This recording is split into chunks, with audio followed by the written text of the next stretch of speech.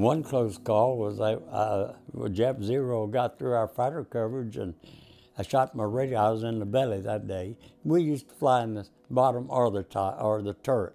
It had a ball turret. You can see how that plane's made up there. Had a ball turret. You either flew there or down in the belly and took care of a machine gun out underneath the tail. But anyway, my radio got shot out right in front of me, about a foot and a half maybe, right in front of me. And we've had hunks of stuff knocked out off the wing and off the tail, parts of it shot. And I got a picture of the big holes on the wing up near the fuselage. Luckily, it didn't hit nothing that made us fall, you know. We just one of the lucky planes that got through. We went on a mine laying hop and on my birthday on February the 14th when I was 19 years old. That's my birthday, Valentine's Day. And I was 19 that day and lay mines across Simpson Harbor at Rabaul. We had 18 planes that I remember went in. 6 got shot down, 18 guys got killed in a matter of half hour. Lost 6 planes and 18 guys in that. That was pretty nasty. And about the most harrowing thing is we were bombing Rabaul from Bougainville, and we was bombing not the strips, but bombing buildings and stuff. We had 400 or 500 pound bombs in the bomb bay. You could shackle either a 2,000 pounder, 4 or 500s, or 10 or 1,200 pound bombs. You had shackles in there. You hooked them on and they pressed the button, the shackles on. Anyway, we had 4 or 500s and one on the back corner, the shackle didn't release it on the front end and it was hanging down on the back end. The end of the bomb that hits to go off was hanging down at Rabaul. So we had to fly with that, try to shake it loose. Had to fly about 300 miles back to Tiva Uncle at Bougainville and started circling in the bay. And he kept shaking the plane, the pilot did, Captain Roberts kept shaking the plane, and finally he called back and said, "Boys, get your parachutes on. I'm gonna go up above about 3,500, 3,500 or something, and we'll just have to jump out and then come pick us up in the boat." Of course, the bay had a boat ready, the strip did there, and they had a boat ready to come pick us up or that. So he started up and he said, "Fellas, I'm gonna hold on," said, "I'm gonna shake one more time." He gave a great big jerk up with the plane, really shook it, and the bomb come loose. It dropped in the water and went off, and we circled around. We had about 5 minutes of fuel left. And when we got there, the thing was sitting on empty. And so we was gonna have to jump whether we wanted to or not. And we didn't, so that worked out pretty good. And there's all kind of times you get bullet holes in your plane. And luckily just nothing got hit to put us down. And the other boy got his leg shot one day. He's in the turret. Jet plane got through and put a burst in the side and got him in the leg, which wasn't too bad, calf of his leg.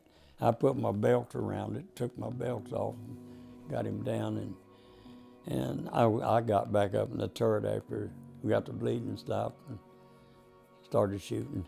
That 50 caliber is a nice gun to shoot.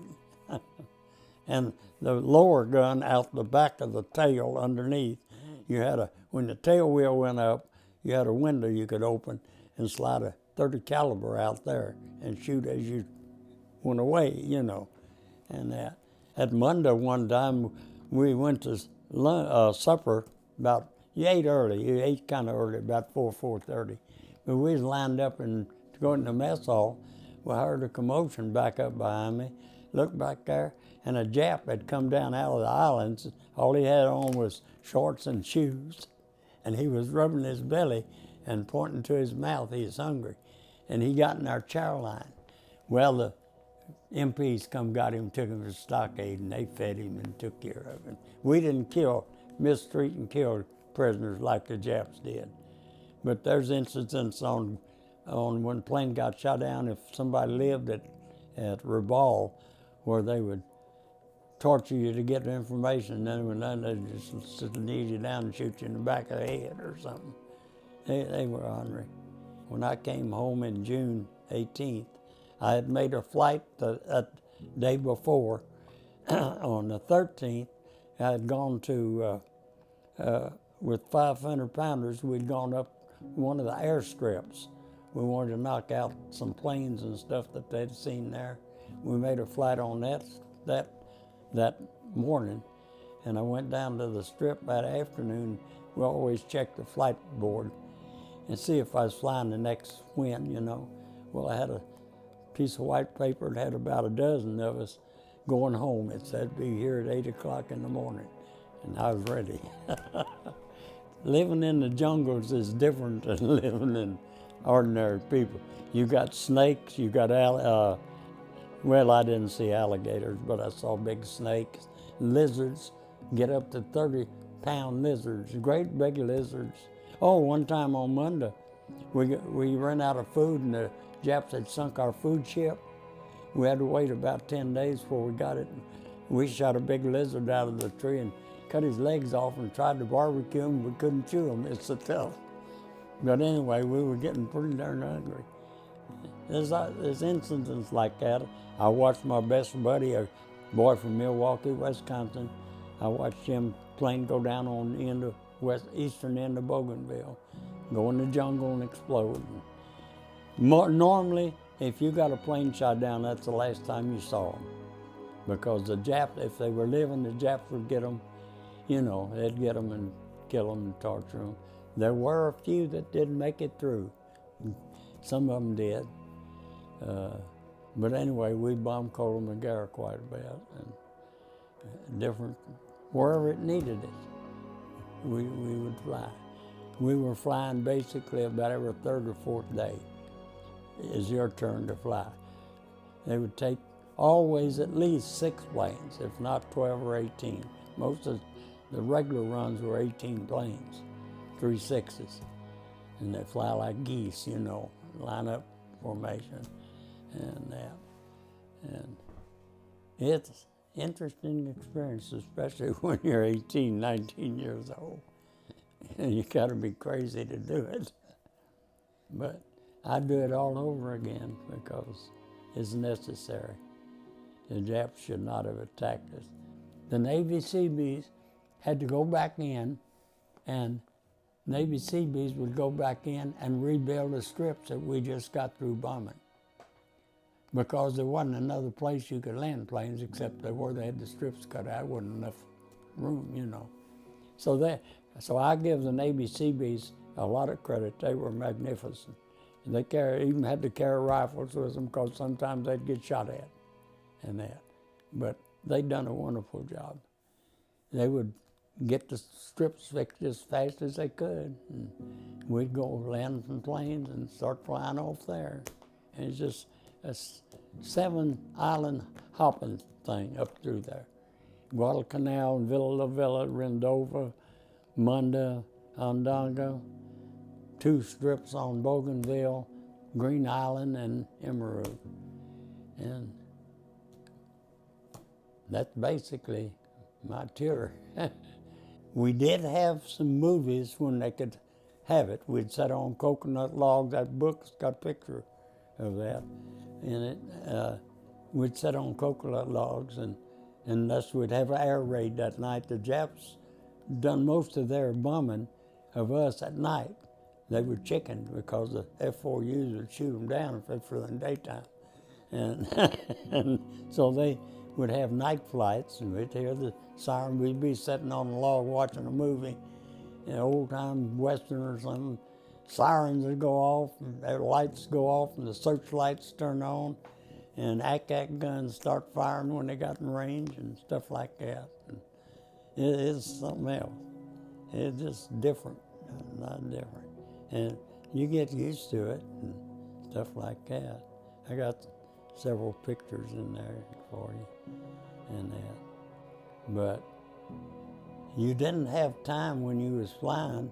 You was busy shooting or something like that, especially we would go in at anywhere around 10, 12,000 feet and go down in about a 70-degree angle dive and get down around 3,000 feet and pop the bomb bay, and 2,000, 2,500 or so, 2,000 would drop the bomb, close the bomb bays. We had real fast hydraulics.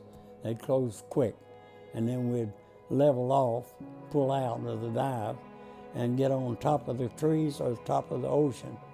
And the reason we done that was the Japs there at Rabaul, in order for us not to bomb them,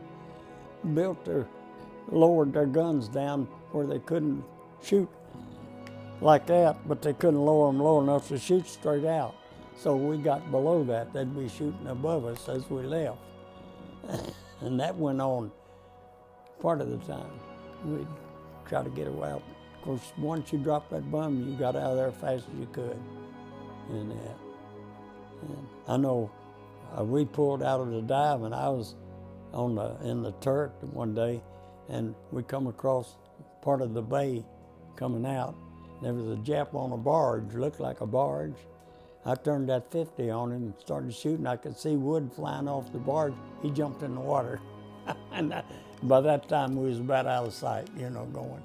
Because you're going about 200 and some miles an hour. And it don't take long, you're gone. But there's all kind of crazy incidents. But a lot of times, you're so busy shooting and doing things, you don't get scared to get back and get out of the plane. And then you think, what the heck was I doing here? Why am I here? And live through it. But I tried my best not to worry. That's hard to do, not to worry about nothing. Just have a blank mind, basically. And some of the guys really would get cracked up. Some of them would get real nervous and crack up. And I was one of the lucky ones that just didn't worry about it that much. I just knew I had to do it and do till I couldn't anymore, and that's it. But I made it through. And at this point right now, in this county, there's only one other World War II veteran that we know of, and he's in the rest home at Providence, 101 years old, but he was in Germany. That's the only two of us left in this county. And Hopkins County, with Madisonville in it, a lot bigger populated county, hasn't got but 3 or 4, if it's the most, if they got that many. I think 3 is all they got. I went on the honor flight in Louisville last September the 5th. Mm-hmm. There was 6 World War II veterans on the flight out of Sanford Field at Louisville. Right. I went up to Louisville and left there. May a month ago, May the 5th or 6th or something, first part of May, they had their first flight this year, honor flight. There was only 2 World War II veterans on it. Wow. There was a few Korea veterans, and most of it's Vietnam now. And anyway, that's basically what I did for all that time I was over there. We didn't do nothing but fly. Mess hall stayed open 24 hours a day, and I've got some pictures there that show a little bit of it. I'm going to give you those pictures in there, and stuff like that.